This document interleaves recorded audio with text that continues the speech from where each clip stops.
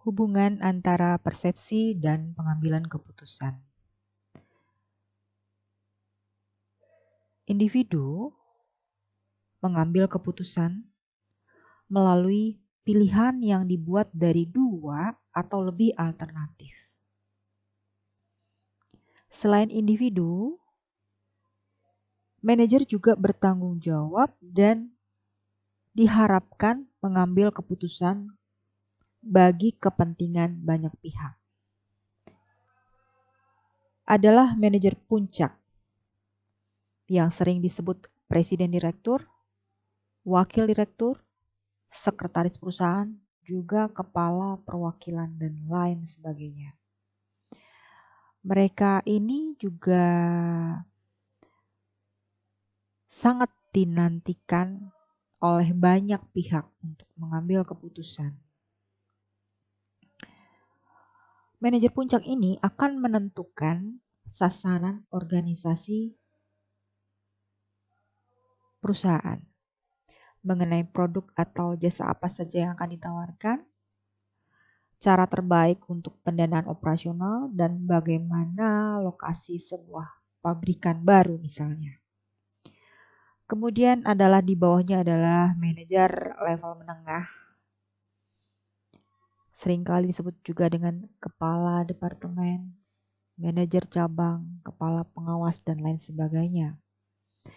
Manajer level menengah ini lebih kepada menetapkan jadwal produksi,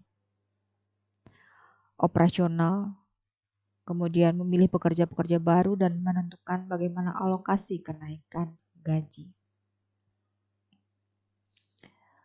Kemudian di bawahnya ada yang disebut manajer lini pertama atau seringkali dipanggil dengan supervisor, mandor. Ya.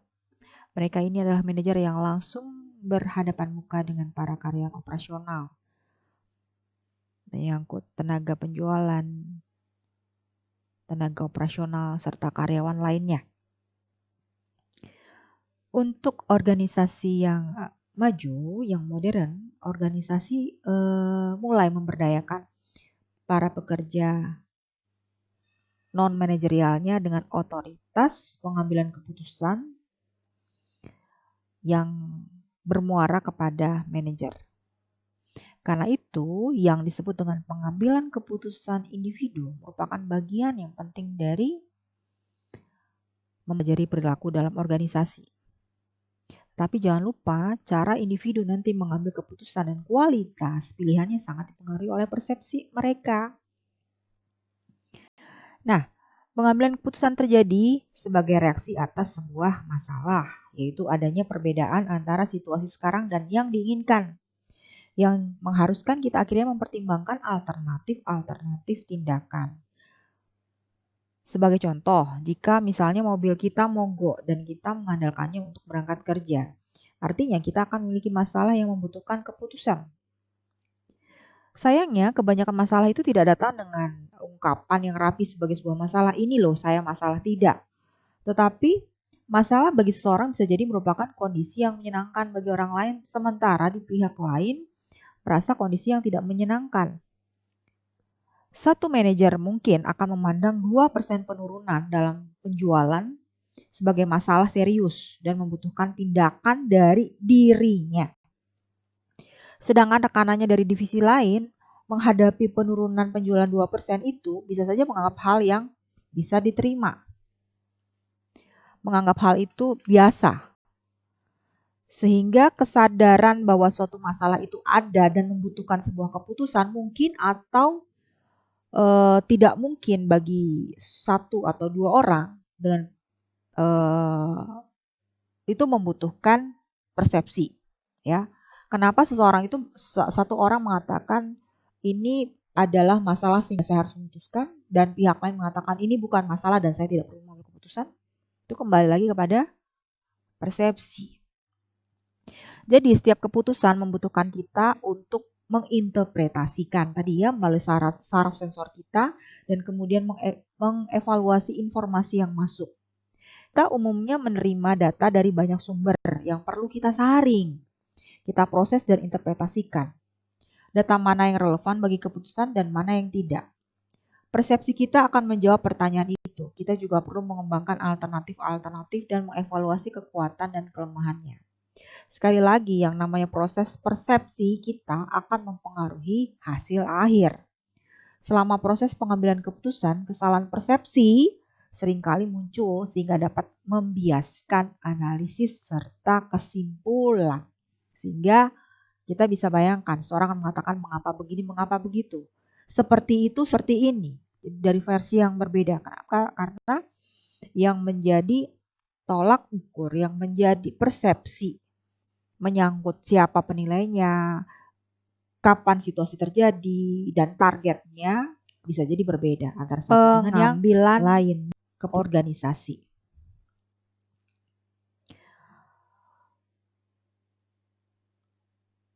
Ada dalam pengambilan keputusan seringkali ada orang yang menganggap itu masalah biasa sehingga dia lupa bahwa keputusan-keputusan itu harus ditempatkan dalam kerangka logika yang rasional, terutama kalau hal itu terjadi di perusahaan atau organisasi. Nah, dalam perilaku organisasi ada konsep pengambilan keputusan yang umumnya bisa diterima oleh individu yang membuat determinasi. Pengambilan keputusan rasional, rasional terbatas, dan nanti ada yang namanya intuisi. Jadi 3 hal itu akan kita coba pahami di sini. Nah, ini ada langkah-langkah dalam model pengambilan keputusan yang rasional. Bagaimana sih cara membuat tahapan pembuatan model keputusan yang rasional? Yang pertama adalah mendefinisikan problem-problemnya apa. Ini harus jelas dulu, ya. Apakah permasalahan itu disebut problem atau tidak. Kemudian kita membuat kriteria-kriteria keputusan. Memberikan bobot mana yang terbesar sehingga jangan sampai nanti kita salah arah. Sesuatu yang ringan kita prioritaskan padahal itu tidak menjadi hal yang krusial. Sehingga keputusan kita nanti akan berpengaruh apabila kita melakukan pembobotannya yang keliru. Kemudian setelah kita melakukan pembobotan, selesai kita buat beberapa alternatif, kita mengevaluasi mereka dan kemudian kita akan memilih mana yang paling terbaik. Itu adalah langkah-langkah dalam pembuatan model keputusan yang rasional. Sudahkah Anda menerapkan hal ini? Kemudian yang kedua adalah rasional terbatas, bounded rationality. Kenapa hal ini terjadi? Karena kemampuan kita yang terbatas dalam memproses informasi membuat tidak mungkin lagi untuk mengasimilasikan seluruh informasi yang diperlukan untuk optimalisasi. Sehingga terkadang satu dengan dua lain cakupannya akan berbeda. Kebanyakan orang akan merespon masalah yang kompleks dengan menguranginya sampai level yang mereka bisa mengerti. Ya, tingkat kepengertian orang atau tingkat toleransi seseorang bisa jadi berbeda. Sehingga itu pula akan menjadi permasalahan yang bisa terjadi. Banyak masalah tidak memiliki solusi yang optimal karena mereka terlalu rumit dengan model pengambilan keputusan rasional sehingga orang-orang memutuskan dan mengejar tindakan yang paling tidak memenuhi persyaratan minimum untuk dapat mencapai tujuannya. Dibandingkan mereka mencari solusi yang tepat.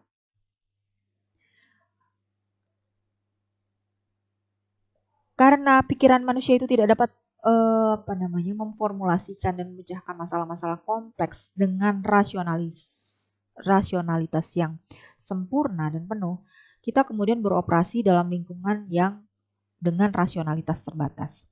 Rasionalitas terbatas ini adalah sebuah proses mengambil keputusan dengan membangun model yang disederhanakan dengan mengeluarkan fitur-fitur esensial dari masalah tanpa menangkap semua kompleksitasnya. Jadi kompleksitasnya dianggap tidak perlu.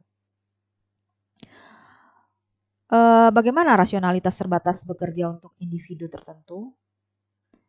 Oke, sekali kita mengidentifikasi masalah, kita kan cari kriteria dan alternatif. Kriteria itu tidak akan habis. Kita mengidentifikasi alternatif-alternatif yang sangat mungkin dan biasanya mewakili kriteria yang familiar dan solusi yang dicoba dan ternyata benar. Kemudian kita mulai meninjau alternatif dengan fokus pada pilihan-pilihan yang membedakan sedikit dari kondisi sekarang sampai kita mengidentifikasi satu yang cukup baik yang memenuhi level kinerja yang dapat diterima. Hal ini yang akhirnya mengakhiri pencarian kita. Jadi solusinya mewakili sebuah pilihan yang memuaskan. Yang pertama dapat diterima dibandingkan kondisi yang optimal. Jadi apa ya? Nah, kerangkanya memang kerangka terbatas dalam hal ini. Berusaha puas memang tidak selalu buruk ya. Berusaha puas tidak selalu buruk. Sebab proses sederhana bisa lebih sering menjadi masuk akal daripada model pengambilan keputusan rasional yang tradisional. Untuk mengumpulkan model rasional kita harus mengumpulin banyak sekali informasi, tetapi menghitung bobot tadi ya sudah disebutkan. Tapi tidak semua mampu melakukan hal itu. Itu yang kedua, blended rationality. Kemudian yang berkaitan dengan pengambilan keputusan berdasarkan intuitif. Merupakan sebuah proses tanpa sadar yang diciptakan dari pengalaman yang diperoleh. Biasanya kalau pemahaman akademik belum sampai ke tahapan itu, kita kemudian mengalihkan kepada keputusan yang sifatnya intuitif. Mungkin cara ini dianggap tidak rasional dalam mengambil keputusan. Yang proses itu dilakukan tanpa sadar yang diciptakan dari pengalaman yang sebelumnya sudah dirasakan.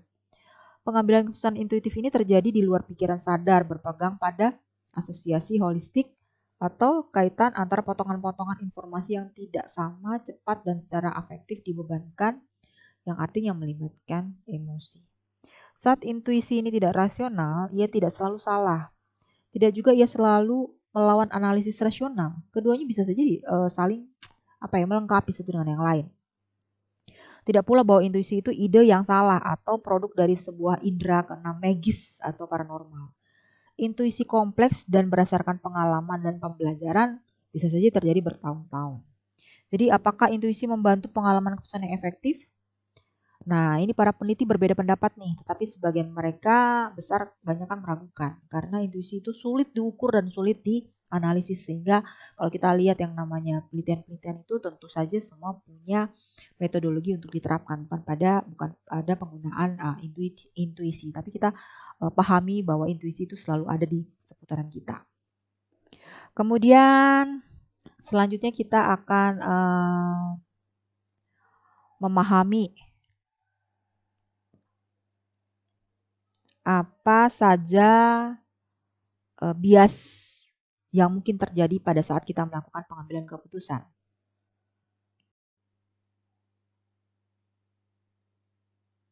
8, 2, 4, 6. Ada 8 error.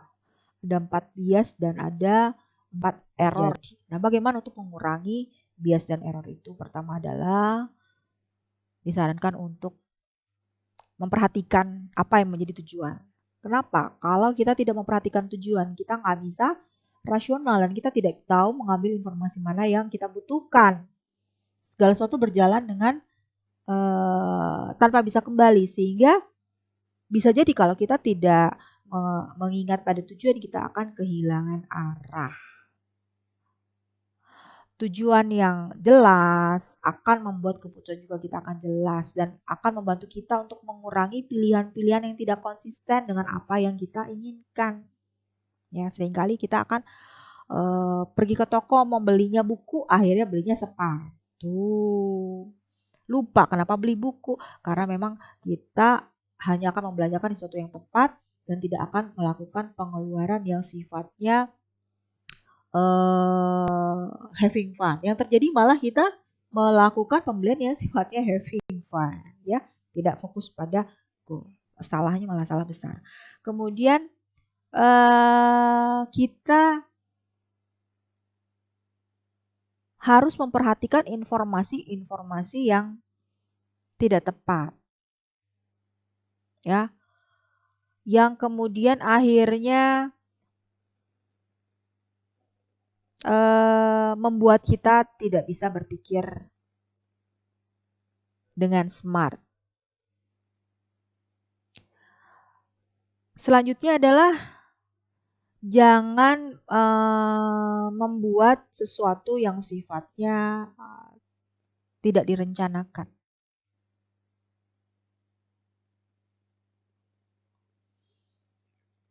Kalau kondisi itu kita kalau kita toleransi, itu sama seperti yang bagian atas, itu akan membuat kita jauh dari tujuan. Untuk mengurangi bias-bias juga kita harus punya kerangka tambahan, kita harus punya pilihan, punya alternatif untuk bisa sampai kepada tujuan. Ya. Sehingga kalau kita menghadapi sebuah kendala A, tidak kemudian kita banting setir, tapi kita tetap punya pilihan-pilihan atau langkah-langkah untuk bisa sampai kepada tujuan. Baik.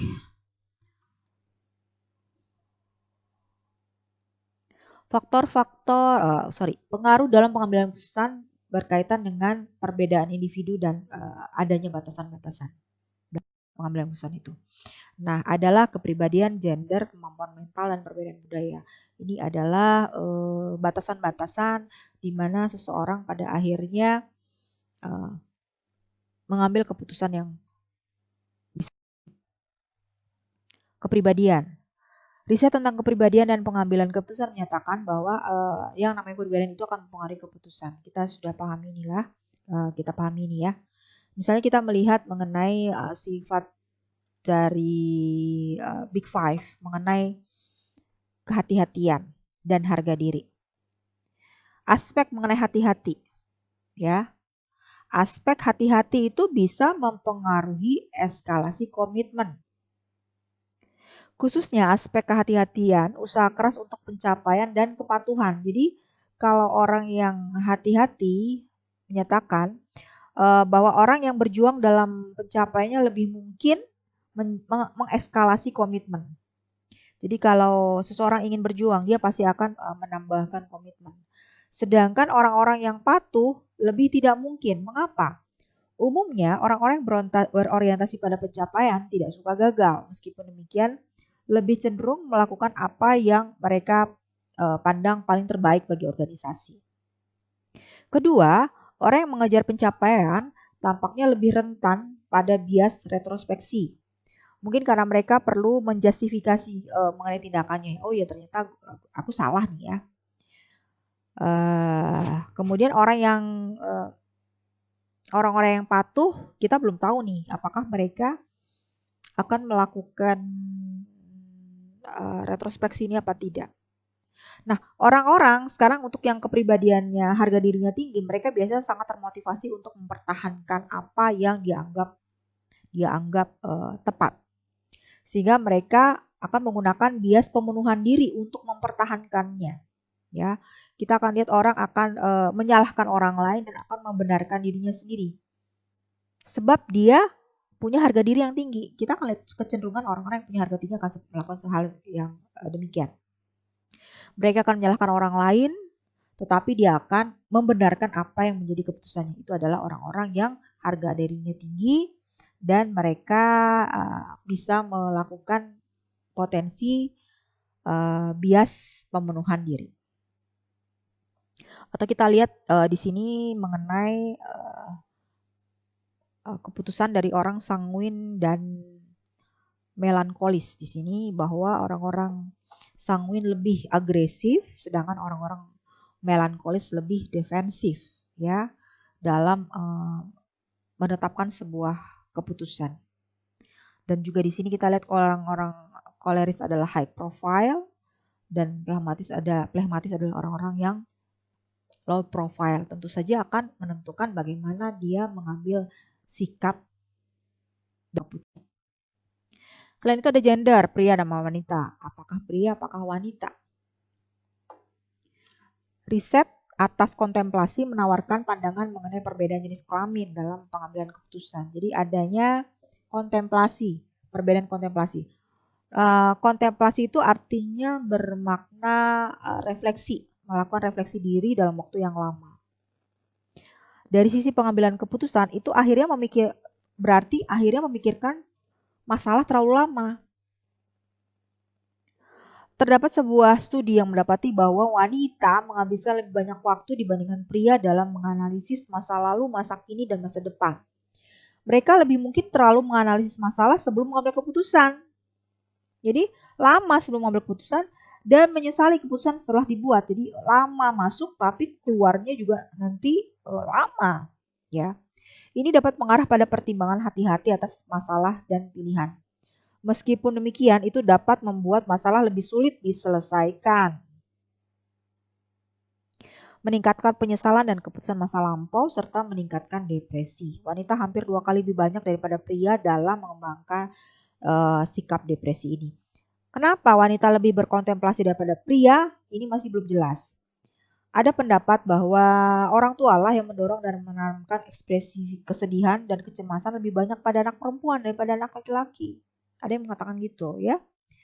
Teori lain adalah bahwa wanita mendasarkan harga dirinya dan nilai positifnya pada apa yang dipikirkan tentang mereka dari orang lain. Jadi terlalu bingung kalau nanti ternyata dianggap A, dianggap B oleh si A, si B, si C. Dia nggak mau dinilai. Ada juga pendapat yang mengatakan bahwa wanita itu lebih berempati dan lebih dipengaruhi oleh peristiwa dalam kehidupan orang lain sehingga mereka memiliki lebih banyak hal untuk dikontemplasikan. Di sini disebutkan bahwa pada umur 11 tahun, anak perempuan berkontemplasi lebih banyak daripada anak laki-laki. Tetapi seiring dengan perkembangan perbedaan usia, pada usia 65 tahun baik pria maupun wanita berkontemplasinya paling sedikit. Jadi kontemplasi itu 65 mereka sudah tidak melakukan. Mungkin juga berkaitan dengan kemampuan fisik, faktor, ya. Kondisi kemudian otak, ya, otak kiri dan otak kanan. Dia otak kiri itu yang lebih luas, dia lebih berbicara mengenai logic, rules, analitik, rationality, objektif serta language. Sedangkan kalau yang right berbicara mengenai creativity, berbicara mengenai intuisi, art, musik dan sebagainya. Sehingga kita lihat kepala orang yang Eiki dan kepala orang yang Aiki ini dari versi pandangan yang melihat dari sudut pandang kecerdasan emosi dan kecerdasan. Kemudian bagaimana dengan budaya, tadi mental ya, kemudian budaya. Nah, model rasional mencoba melakukan perbedaan. Tapi kita lihat bahwa orang Indonesia tidak selalu mengambil keputusan dengan cara yang sama dengan orang Australia misalnya. Oleh karena itu kita perlu mengetahui bahwa latar belakang budaya dari pembuat keputusan dapat mempengaruhi dengan signifikan pilihan masalah ke dalam analisis, pentingnya logika dan rasionalitas, dan apakah keputusan organisasi harus dibuat secara otokrat oleh manajer atau kolektif dalam kelompok. Nah, budaya berbeda dalam hal orientasi waktu, pentingnya rasionalitas, kepercayaan dalam memecahkan masalah, dan pengambilan keputusan kolektif. Untuk itu kita lihat ada perbedaan orientasi waktu dalam memahami manajer di Mesir dalam mengambil keputusan. Mereka akan lebih perlahan dan hati-hati orang-orang Mesir dibandingkan orang-orang Amerika. Seorang manajer Amerika Utara mengambil keputusan penting secara intuitif, tetapi penting untuk tampil melanjutkannya dengan cara yang rasional karena rasionalitas sangat dinilai di barat. Jadi mereka itu di Amerika Utara lebih cenderung mengambil keputusan yang sifatnya spontan dan berdasarkan intuisinya. Tapi kalau dia akan mengalami hambatan, akan mengalami kendala apabila mereka berada dalam kondisi di dunia barat. Contoh yang lain menyebutkan bahwa ada beberapa negara yang lebih suka menerima situasi apa adanya. Tetapi ada juga negara yang lebih menekankan pemecahan masalah. Amerika Serikat masuk dalam kategori menyukai pemecahan masalah, sedangkan beberapa negara Asia lebih pada situasi nerimo atau situasi sebagaimana adanya tanpa berkeinginan melakukan perubahan yang ekstrim. Ya, jadi pengaruh nilai budaya itu juga akan mempengaruhi bagaimana seorang individu mengambil sebuah keputusan. Organisasi selanjutnya, organisasi dapat membatasi pengambilan keputusan. Contoh-contoh yang membatasi keputusan, misalnya ya evaluasi kinerja. Kita tidak bisa membuat persepsi, membuat sebuah keputusan tanpa batasan, ya. Batasan dilakukan dengan cara untuk membuat seseorang berbeda dan lain, untuk melakukan penilaian, untuk membuat kenaikan gaji, untuk membuat karir. Tentu saja harus dilakukan adalah mengevaluasi kinerjanya, sehingga si A dapat 10 kali gaji, si B dapat 5 kali gaji, just kidding ya, yang si X mendapatkan 1 kali gaji dan seterusnya. Jadi ada pembatasannya, itu adalah evaluasi kinerja. Kemudian keputusan itu juga dibatasi dengan sistem imbalan organisasi. Sistem imbalan organisasi mempengaruhi pengambilan keputusan dengan menyarankan pilihan apa yang memiliki pembayaran pribadi yang lebih baik. Biasanya organisasi yang menghindari risiko mungkin akan lebih cenderung mengambil keputusan-keputusan yang konservatif. Ya. Kemudian sistem reward itu untuk manajerial yang sifatnya lebih agresif, kemungkinan pemberian sistem reward ini akan lebih aktif juga, ya, lebih menantang dibandingkan perusahaan yang lebih konservatif. Kemudian peraturan-peraturan baku. Organisasi itu seringkali membuat peraturan dan kebijakan untuk membuat program keputusan dan untuk membuat individu bertindak sesuai dengan harapannya. Untuk itu dalam melakukan hal demikian, mereka membatasi pilihan-pilihan keputusan ini pun yang dikerjakan dalam kelompok kita. Misalnya di suasana kelas ada kontrak belajar, kemudian ada kontrak kerja yang mengikat kedua belah pihak sehingga masing-masing akan berjalan sesuai dengan koridornya. Batasan waktu sistem itu juga sama, dia akan memberikan batasan kapan harus deadline, kapan harus mungkin slow motion dan seterusnya. Kemudian keputusan itu juga berdasarkan dibatasi oleh historis. Keputusan tidak dibuat dalam ruang vakum, mereka memiliki konteks. Keputusan individu merupakan poin-poin dalam arus pilihan yang telah dibuat di masa lampau dan terus membutuhkan dan membatasi pilihan-pilihan sekarang. Jadi akhirnya terkungkung. Akibat apa? Akibat dulu begini loh, dulu begitu loh. Sehingga akhirnya keputusan yang mau dibuat menjadi terhambat karena sudah pernah ada contoh yang terjadi. Misalnya pernah satu kali sebuah perusahaan tidak membayarkan bonus pada karyawan. Bisa jadi itu menjadi landasan untuk keputusan berikutnya. Inilah pesan yang memungkinkan. Next, bagaimana cara mengambil keputusan yang Nah, keputusan yang etis harus memenuhi 3 syarat. 3 syarat yang harus dipenuhi. Apa sajakah itu? Nah, yang pertama adalah bahwa keputusan itu harus konsisten dengan sasaran seperti efisiensi, produktivitas, dan laba yang tinggi. Sepanjang hal itu yang menjadikan patokan, tentu kedua belah pihak tidak bisa untuk tidak menyetujui, pasti menyetujui. Kemudian yang kedua, kriteria etis yang kedua adalah membuat keputusan konsisten dengan kebebasan dan hak-hak fundamental seperti yang tercantum dalam hak asasi. Sebuah penekanan pada hak dalam pengambilan keputusan berarti menghormati dan melindungi hak-hak asasi individu seperti kebebasan berbicara dan proses-proses yang pantas. Fokus on right.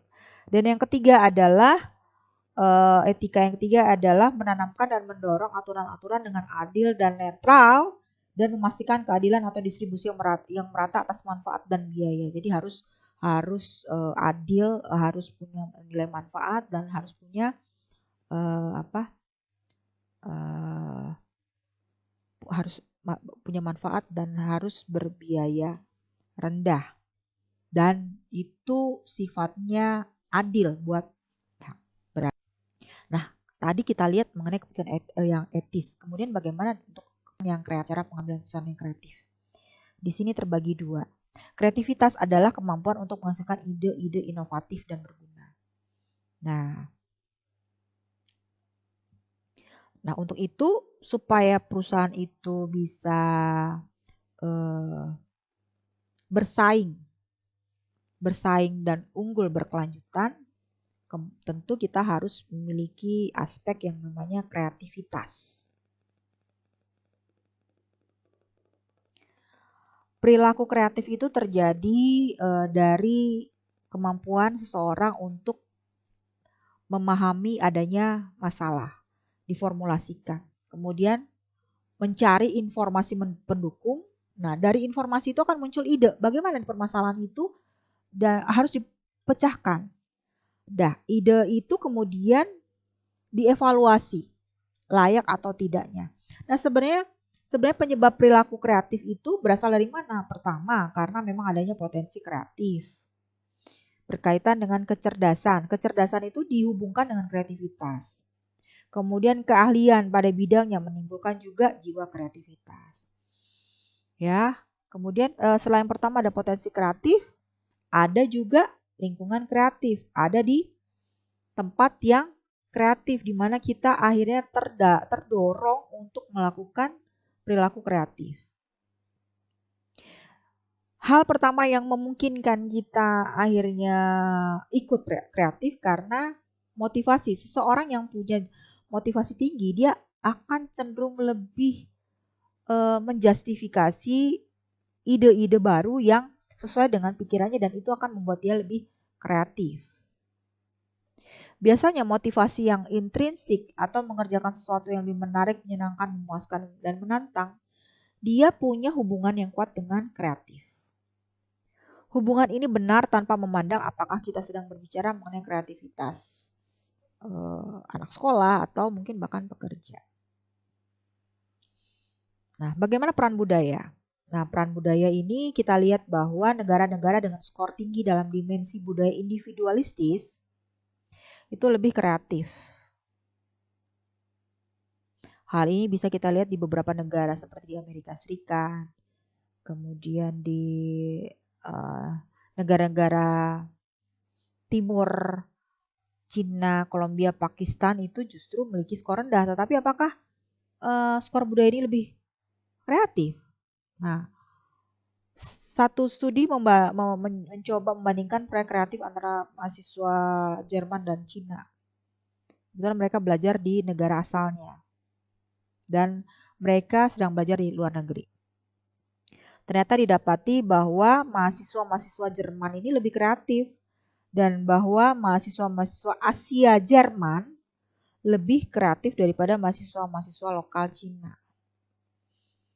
Ini menyatakan bahwa budaya Jerman memang lebih kreatif. Meskipun demikian, bahkan sekalipun ada beberapa budaya lebih kreatif secara rata-rata, selalu ada variasi yang kuat. Dengan kata lain, tetap ada orang Cina yang lebih kreatif daripada rekanannya di AS. Kemudian salah satu juga kepemimpinan. Kepemimpinan ini juga bisa berpengaruh terhadap kreativitas. Ya. Kalau seorang punya kemampuan di daulat untuk mengambil sebuah keputusan, tentu dia akan lebih kreatif dalam hal ini. Oke. Kemudian bagaimana kaitannya dengan inovasi? Tahapan akhir dari model kreativitas adalah hasil. Perilaku kreatif tidak selalu menghasilkan hasil yang kreatif dan inovatif. Seorang bekerja mungkin menghasilkan sebuah ide kreatif dan tidak pernah membagikannya. Kenapa? Karena manajemen mungkin menolak sebuah solusi yang kreatif. Tim mungkin juga membatasi perilaku kreatif dengan mengisolasi mereka yang mengusulkan ide berbeda. Sebuah studi menunjukkan bahwa kebanyakan orang memiliki bias terhadap menerima ide kreatif karena ide-ide menciptakan ketidakpastian. Selalu dia apa? Jangan diteruskan. Kenapa? Dia khawatir akan terjadi sesuatu hal yang tidak pasti. Ketika orang-orang merasa tidak pasti, kemampuannya untuk melihat suatu ide sebagai sesuatu yang kreatif diblok. Aduh, saya nggak mau lagi dah. Kenapa? Karena apa yang saya saya keluarkan itu dianggap bermasalah. Kita dapat mendefinisikan keluaran dari kreatif sebagai ide-ide atau solusi yang dinilai baru dan berguna bagi pemegang kepentingan yang relevan. Kalau memang relevan itu akan didukung. Tapi kalau kita ada pada situasi yang dimana pemimpinnya juga punya batasan-batasan, kemudian punya blok-blok yang harus dicipta, itu kemudian yang akhirnya membuat risiko yang mungkin bisa ditekan, tetapi kemudian yang disebut kreatif itu tidak pernah terjadi. Oke, jadi kita bisa tahu bagaimana seseorang itu, kenapa dia bisa kreatif. Tentu kreativitas itu terjadi karena adanya satu faktor dari dirinya, kemudian adanya faktor dalam dirinya motivasi, kemudian adanya skill, adanya kemampuan tentu saja, kemudian ada lingkungan yang mendukung, jadilah itu sebuah output. Kalau kita membuat sebuah formula itu sama dengan AMO. A itu ability menyangkut skillnya, menyangkut bakatnya, menyangkut kecerdasan emosi, kecerdasan intelektualnya di situ ya, ability, atau mungkin kemampuan fisik juga ikut mendukung, kemampuan income juga, support, kemampuan tim kerja. Kemudian di situ juga ada motivasi, AM, motivasi intrinsik di situ berperan ya untuk mengekskalasi yang namanya ability. Dan yang terakhir, lingkungan yang menumbuhkan. Seseorang punya ability, seseorang punya motivasi, baik individu dan baik tim, tapi kemudian dia tidak ada pada lingkungan yang mendukung, tentu saja tidak akan jadi. Jadi kesimpulan terakhir ada pada kamu, ability, motivasi, dan lingkungan untuk menciptakan keputusan yang rasional, keputusan yang etis, dan juga keputusan yang kreatif. Terima kasih, Ibu dosen mengakhiri sore ini dengan doa kita semua sehat selalu. Amin.